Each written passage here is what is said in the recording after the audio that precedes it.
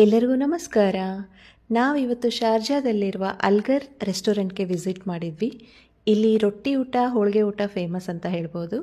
ಹೋದ ತಕ್ಷಣವೇ ಮಜ್ಜಿಗೆ ಕೊಡ್ತಾರೆ. ಮಜ್ಜಿಗೆ ಅಂತೂ ತುಂಬ ಟೇಸ್ಟಿಯಾಗಿತ್ತು. ಹಾಗೆ ಇಲ್ಲಿ ಸರ್ವಿಸ್ ಕೂಡ ತುಂಬ ಬೇಗನೆ ಮಾಡಿದರು.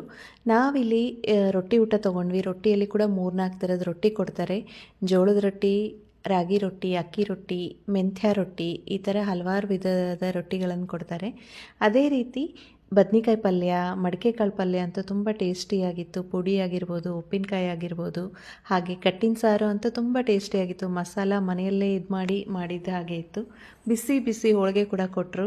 ಹೋಳಿಗೆಯಲ್ಲಿ ಕೂಡ 3-4 ಥರದ ಹೋಳಿಗೆ ಮಾಡಿಕೊಡ್ತಾರೆ. ಇಲ್ಲಿ ಹೋಗಿ ಊಟ ಮಾಡಿದರೆ ನನಗೆ ತವ್ರ ಮನೆಯಲ್ಲಿ ಹೋಗಿ ಊಟ ಮಾಡಿದ ಥರ ಫೀಲ್ ಆಗುತ್ತೆ.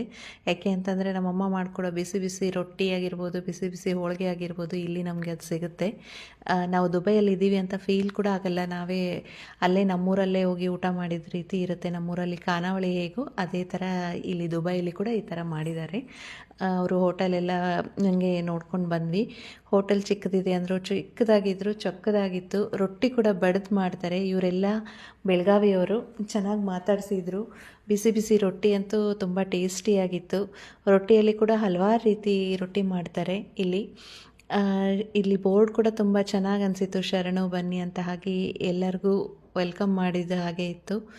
ಅದೇ ಥರ ಇಲ್ಲಿ ಎಲ್ಲ ಥರದ ಸ್ವೀಟ್ಸ್ ಆಗಿರ್ಬೋದು, ರೊಟ್ಟಿ ಪುಡಿಗಳು ಕೂಡ ಸಿಗ್ತವೆ. ನಾವು ಬೇಕಂತಂದರೆ ತೊಗೊಂಡು ಹೋಗ್ಬೋದು. ನಾವು ಲಾಸ್ಟ್ ಟೈಮ್ ಟ್ರಿಪ್ಗೆ ಕೂಡ ಇಲ್ಲಿಂದನೇ ತೊಗೊಂಡು ಹೋಗಿದ್ವಿ. ತುಂಬ ಟೇಸ್ಟಿಯಾಗಿತ್ತು, ತುಂಬ ಚೆನ್ನಾಗಿದೆ. ತುಂಬ ಖುಷಿಯಾಗುತ್ತೆ ಈ ಹೋಟೆಲ್ಗೆ ಹೋದರೆ. Thank you. ಒಂದು ಸರಿ ನೀವು ಕೂಡ ಎಲ್ಲರೂ ವಿಸಿಟ್ ಮಾಡಿ. Thank you.